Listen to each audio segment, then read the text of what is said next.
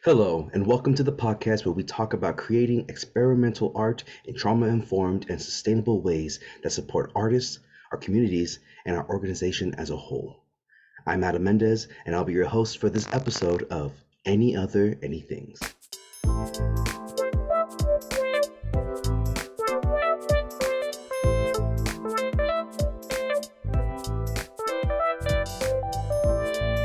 Hello, all. Welcome to the episode number 4 of season 3 of Any Other Anythings. I'm Adam Mendez and will be the host for this episode. A quick little brief context of me with GBC is I started out with this company back in 2013 when I first moved to Arizona. I did a lot of movement-based work with them as a dancer and as a performer. And today, even as I venture out, I've come back to the roots because this is where I learned the most about myself and strengthen my artistic integrity. And today I'm here with the one and only Haley Nielsen. Welcome, Haley. Thanks for having you here. Thanks for interviewing me, Adam. Of course. In a moment, we'll get into more of your origin story. But first, I want to do a quick little check-in. So if we can, just take a big deep breath in together, just as our check-in. And here we go.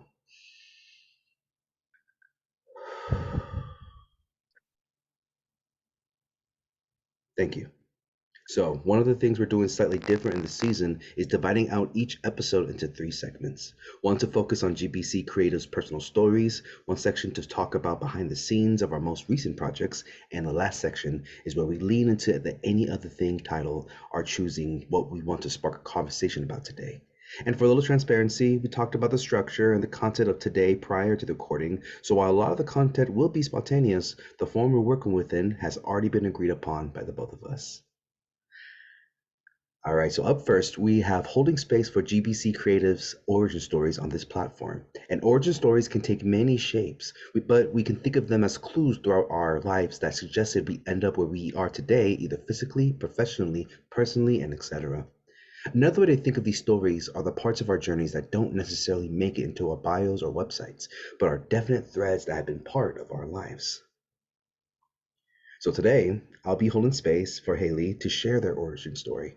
Now, as a formal exercise, this is often done with the challenge to the listener to hold space for the speaker without interjection, with minimal nonverbal communication and no vocal responses until the storyteller feels complete in their story. So I will go quiet in mi silencio, and Haley, when you're ready. Thanks, Adam. So my origin story.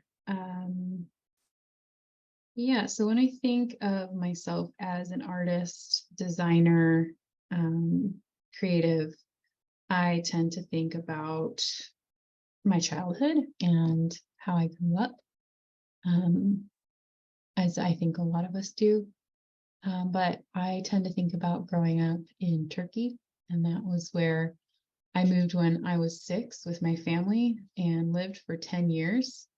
And I think being exposed to and immersed in culture that was just so different than what I had known for the first 6 years of my life, and so different to what I knew my quote unquote home culture was like, was a really formative experience, both just like in my personal life, but also in my aesthetic life and the way that I see beauty, the way that I see, color, shape, patina, and the way that I see human beings.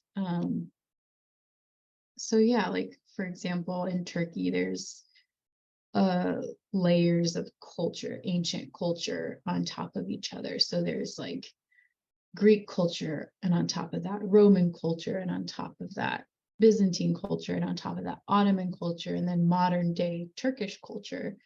And so that like rich cake of layers of cultures is like obvious in just how the kind of current day culture works and functions, and the interactions between people groups, but also just like from like a physical, tangible sense. If you go to one of these ancient cities, you can see not architecturally, but you can see excavated these layers of earth, and then you can see these cultures go down, thousands of years by thousands of years, or hundreds by hundreds of years, down into the earth itself.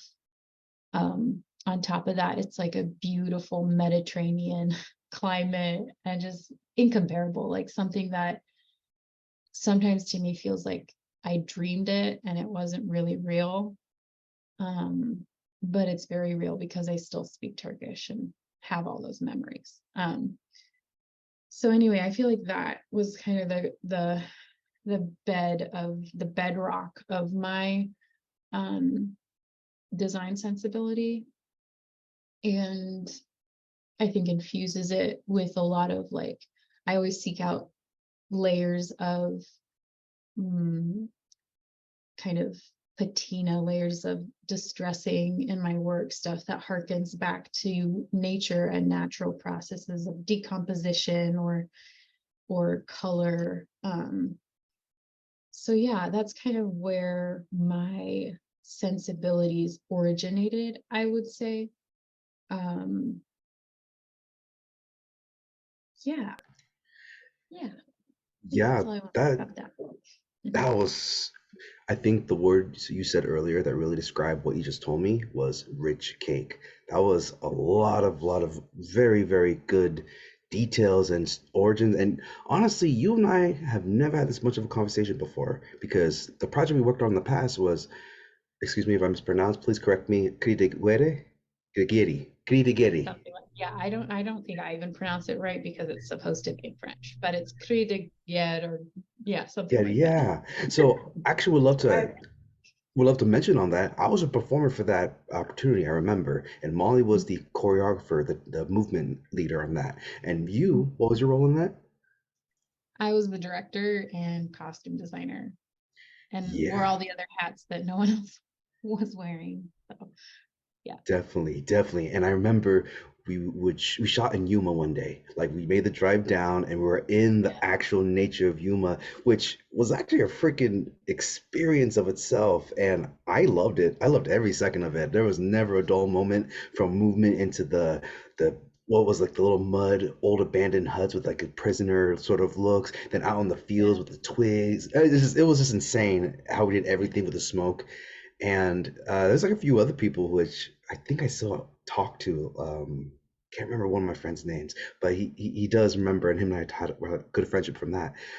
But Mhm. wow, I just that oh my gosh, I forgot totally all that. But the way you described everything from your origin, from the rich cake and from the architecture, from the layering and thousands deep built into the earth, and how that influences and brings you back to your work and your artistic inspirations, that really, really reflected in that project we did back then. Wow, that was wow. So do you still go back to these homes? Like, do you still have family in these regions where you grew up in or no? So I will answer that, but first I want to say thank you for sharing that with me, because sometimes I think as a creative, when you initiate a project, you look back and you think like, oh man, did anything ever come of that? What happened with that? And I really think it's more than what you put out in the world, or maybe an equal value of what you put out in the world for people to see, is the people who engage with each other within the project. And I'm really glad that you reminded me of that, because I often think like, oh, what's the value of that thing that I did, And I think sometimes the value is more in those relationships and those experiences you have with the people on set, or in the performance, or moving together. That's way more, um, I don't know, like effective or affecting than necessarily the glossy finished product that you put out. So thanks for sharing that. Um, and then coming back to your second question, what was that? Can you repeat it again? Because I Yeah, said I was going to remember it and I didn't. you're totally fine. Sorry, real quick thing too. I Yeah. love that you said the building of relationships and experience because I remember his name is Daniel, the friend I made on that set. Yeah. And Okay. it's solidified because he actually went to Montana where my family lives and we own a taqueria. Okay. he was doing a drop off from the AZ up, and he had to drive back down, but he wanted some food, and he heard about me sharing about my family all the time. So with that connection meeting him, I got my family more business for that one I day. So love I love that. Thank you so much for the opportunity, it. Haley. I appreciate Yeah, it. But that also ties absolutely. back to my other question was, do you still have roots in these countries you grew up in, or do you still visit Yeah, back yeah. home? So unfortunately, I haven't been able to visit since 2008, but I will say the testament of like I think how valuable that was in the friendships that have continued. And I have to say, like with social media and stuff, it has its negative sides, but I have been able to stay in touch with friends from back then. One of my best friends from no, middle school, actually, one of my best friends from middle school, um, is an architect, went to architecture school, and is now actually having her first kid. And so she reached out and she was like, hey, it's like we're on the same path, but in different places. And I was like, yeah, that's so cool. And it's cool to just hear those stories, and I really hope someday to go back. It's on, my top 5 list of where I want to, go back to and visit with my family and reconnect with those families. But I think it's really cool to see how people from, earlier in your life just go off to do things that are sometimes similar to you, even, you know. I agree. I completely agree. And speaking of like those old ties, old connects, we're more on the connect side. When it comes to you creating work, who is like a source, a resource, or individual or entity that you pull from the most when it comes to creating as in your mediums? Yeah, so I would say there's several in several different categories at like a very technical level. I studied Madeline Vianney's cutting techniques when I was in college.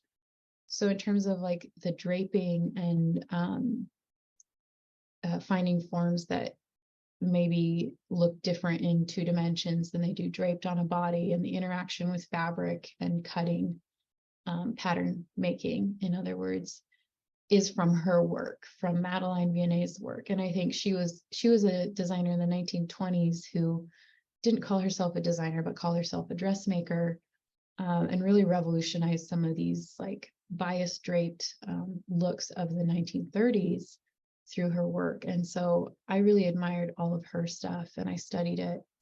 And I think that influenced both my passion to like learn more about pattern drafting and cutting, and just thinking of about it in a way that's really outside of the box.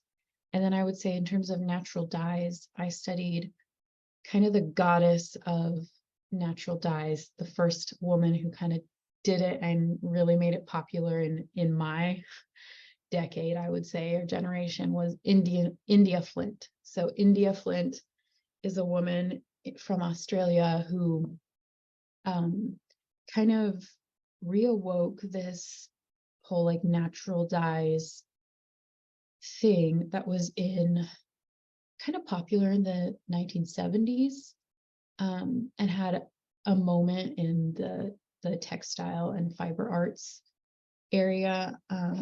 But then India Flint brought in a kind of bundling process where you actually steamed the plant material with the fabric and it left a direct print on the fabric, and that was called eco printing. And that was something completely new that, as far as we know, has never been used explicitly in fashion history or garment history.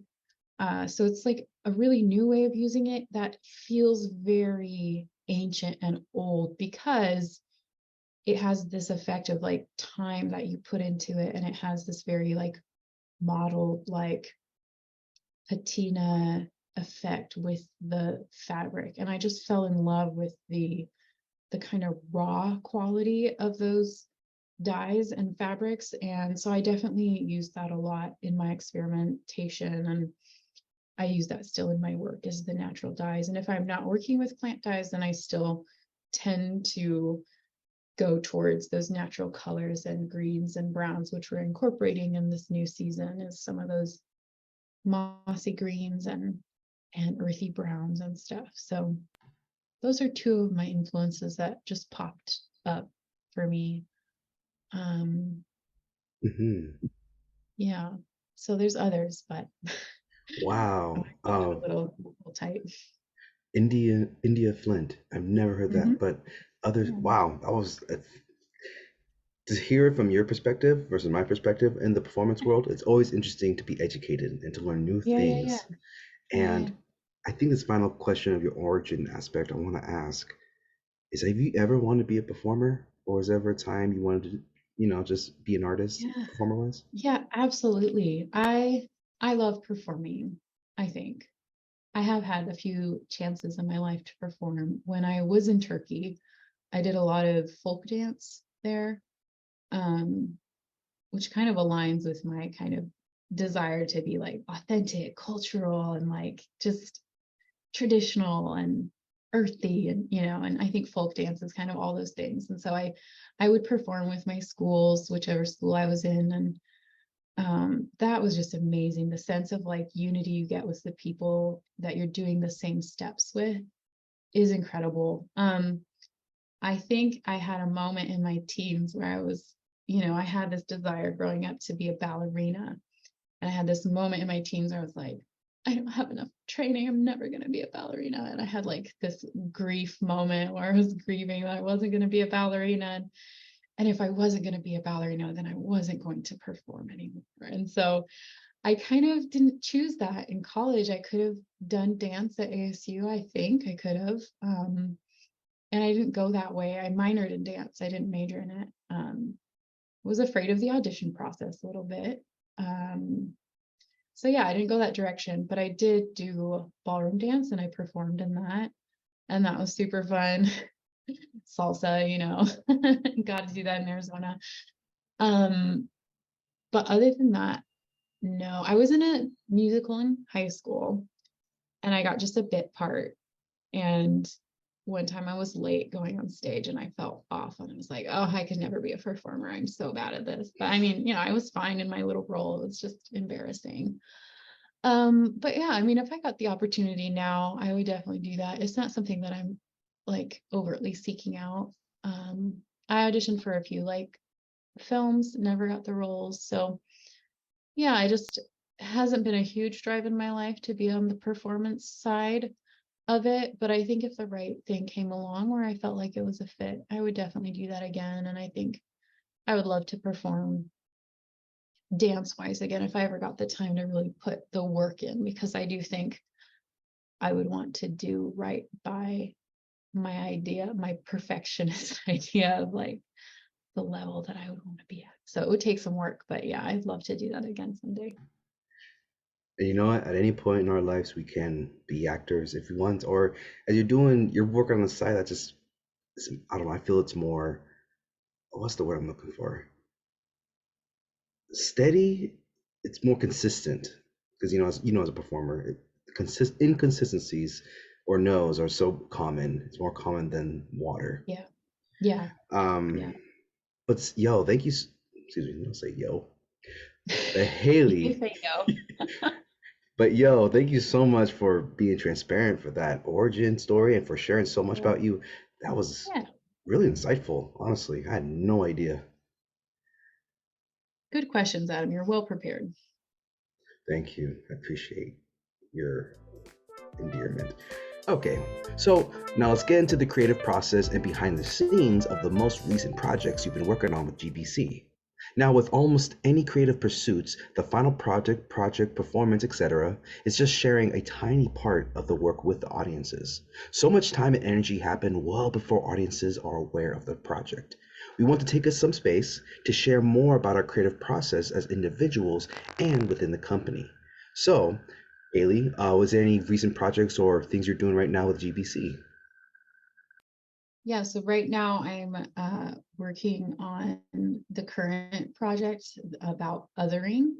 Um, yeah, so what do I want to say about the behind the scenes? I think, like I mentioned earlier, um, about actually enjoying the behind the scenes more than the finished product myself. I think maybe that's going back here to some of your questions of like part of the reason why I prefer the production side to the performance side myself is because you get so much more time to work with the people who are kind of pouring their time and energy into this product, into this show. Um, so yeah, what I like about working with GBC is that it's very organic, it's very unscripted, unstructured, um, or I would say loosely structured in the sense that the people who are working on it give it the structure. And so every season it's different. Um, and I get to kind of respond to that in a really natural way with the costumes. So whether it's how I fit it to the performer's body or how I diet or how I help half incorporate some of the technology into the costume itself, that can be very, personal to the performer. It can be observational as I go along watching the rehearsals or talking to the performers themselves. And Molly is very open to letting people have influence and letting people have a voice. And she's absolutely not a dictator in terms of how she directs things. And so, in that sense, I really enjoy the process with GBC and that it allows creatives to be creative. It doesn't force creatives to, fit into a box or fit into a certain structure, rigid structure that, I've worked with companies that are a little bit harder for me as a creative to work with because they want this by a certain date and it's got to be this many copies and it's got to be finished to this degree. And Molly's good about being like, all right, well, that didn't work with your creative method and that's okay. And as pretty much as long as we, get there, it doesn't really matter how we get there. And so um at Mhm. least for me, that's been my experience. And I enjoy that. I like having that freedom because I do have a lot of opinions. I have a lot of opinions about how I want to work and what I want to put out there. And for someone to tell me, hey, go ahead, try it out, and we'll see if it works is great, rather than being like, well, I don't think that's great and let's do something else. She's very open, and the people who are working on the project are very much in the same mindset of, okay, this is kind of going to be an emergent work. It's going to emerge out of our collaboration rather than being like, here's what we want to see and how do we get there, um Yeah. so yeah. Yeah, definitely what you said. You have a lot of questions or a lot of statements or things you want to point out. That's just, the natural aspects of an invested artist. And, Molly invites that kind of open energy and transparency where she makes us aware of deadlines. But I think you also mentioned earlier there's other companies that are so deadline heavy or put so much stress and weight onto that where Mhm. it's cripples creativity energies and it Yeah, really yeah, yeah. makes it difficult for us to want to be part of something even more invested and vulnerable. I wanted to ask, That's a good word, yeah. yeah, I wanted to ask, when was the first project with Molly or GBC and like to today? Like, what's that timeline like?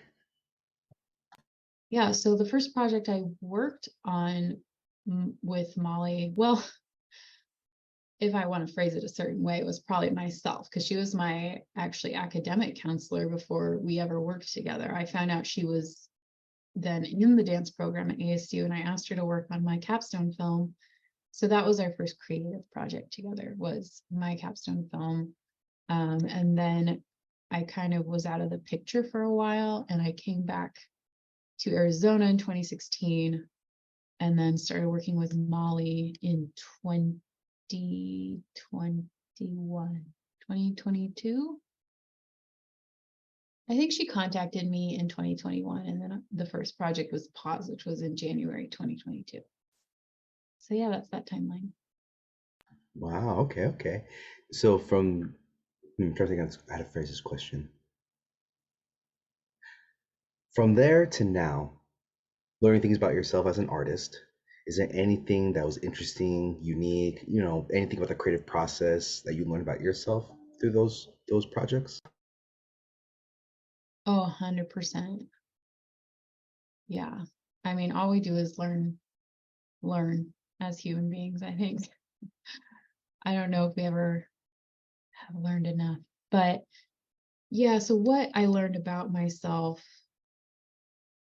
through those projects, I think I gained a lot of confidence between working on my capstone and working with Molly um, a year ago. I think I have much more of an idea of my capacity, an idea of my technical skill, an idea of my creative persona. I think in college you're kind of searching and looking for what that is. And I think my capstone was part of that. But I definitely feel like more settled in like who I am as a person now. And I think that shows in my work. I think it shows in my interactions with people. And I will say, like, I think I also got a little bit jaded at one point about working in the creative field. Uh, and I don't know if I've shaken all of that off, to be completely honest. And I think that can sometimes negatively affect my presence and my attitude. And that's something I'm working on. That I definitely want to work through. So that's part of my learning process, is kind of figuring out like where maybe I need more positivity in my life and to see things from a different perspective. And I think noticing that is the first step, and then figuring out ways to kind of heal yourself and maybe, set healthy expectations for yourself and for others. And so those are things that I have learned and am learning about myself, just through being creative and that struggle that comes with it to make authentic work while you're also trying to live and eat and have a family and friends and the general grind. But yeah, I've learned a lot, and Molly's been a great part of that, and GBC has been a great part of that. That was a great way to really close that. Wow. Thank you for sharing that. I want to say thank you Yeah, so for much sure. for opening like that. And Yeah. yes, to survive. Moving on to the next segment here. We're going to go to the segment 3. All right, so we reached the final segment of our episode where we lean into our title of Any Other Anythings. Any Other Anythings was a phrase that was used in our rehearsals that was essentially a last call for topics to be brought up before we closed out rehearsal. So reframing that slightly here to ask, Haley, you was there a spark of conversation you have? Anything you want to talk about in this episode here?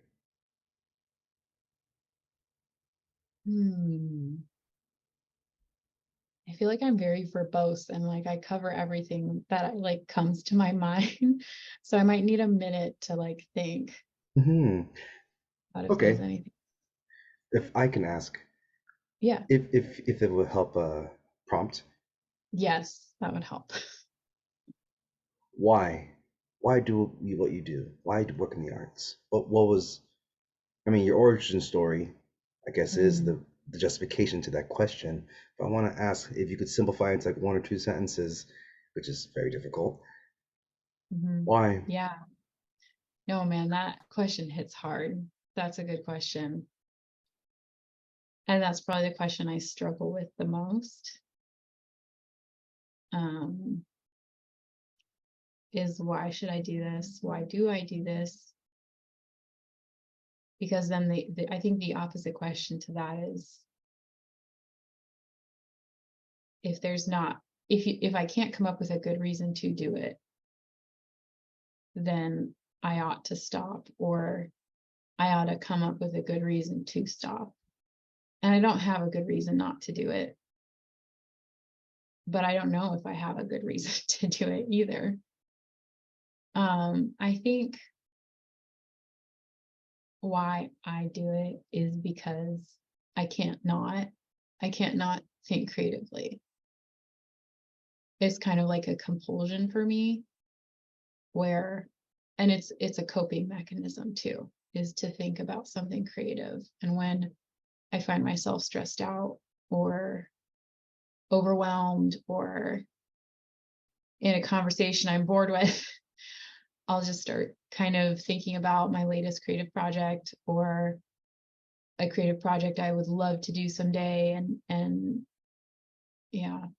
So yeah, I would say the reason I do the why is because it's a compulsion and it's kind of unexplainable.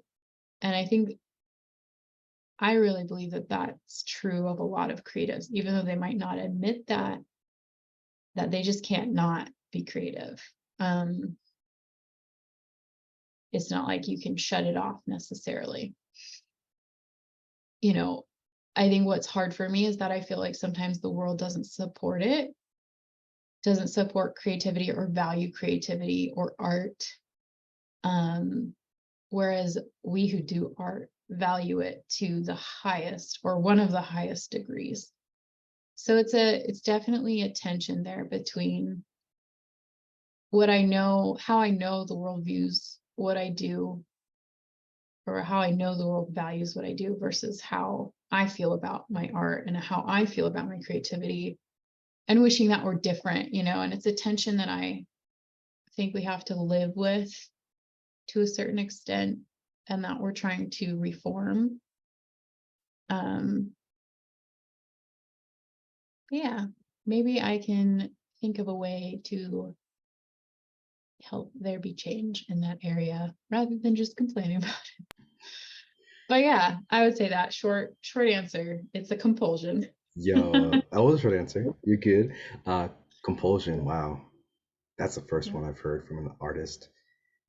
And it's so interesting when you're saying this, just in the random habits of your day, just going through your normal day, the inclination, Yeah. the it just comes up like that, and oh, maybe Yeah. that's what it means to be human, to exist Mm. and to have imagination and Hmm. progression.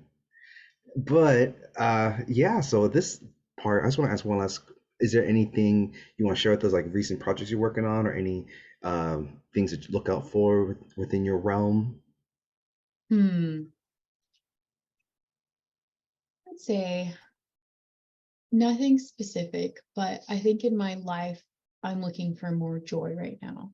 I'm looking for projects that just kind of infuse me with joy. And I think about like growing up in Turkey and how they viewed dance and how they viewed, just life. And it's so full of like this kind of bubbling, effervescent joy when they get together, when they celebrate, say, a wedding. And um, last night I went to a friend's hoedown and that was like so joyful and fun.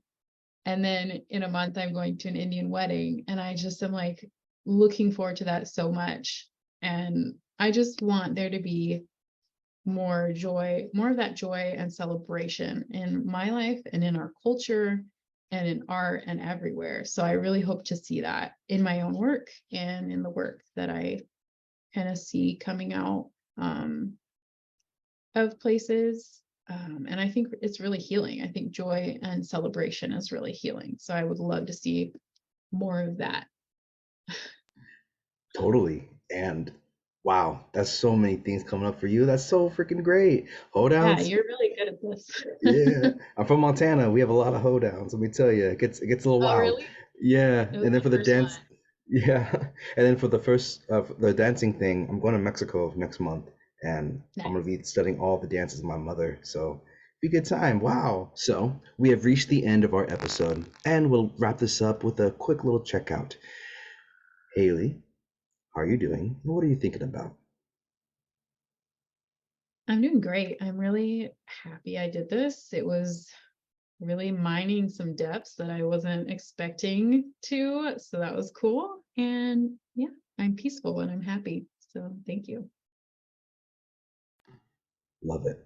Thank you so much for saying that. As I want to say too, thank you for being the pusher to get these things solidified, the details, because for me, I like that, and you have a completer finisher mindset, which is vital in this world of art. Oh, thanks. Alrighty. And Yeah. So thank you, Adam. bueno, que You eso were es todo. great. Yeah, and it was a joy talking to you. I hope we get to talk more in the future. And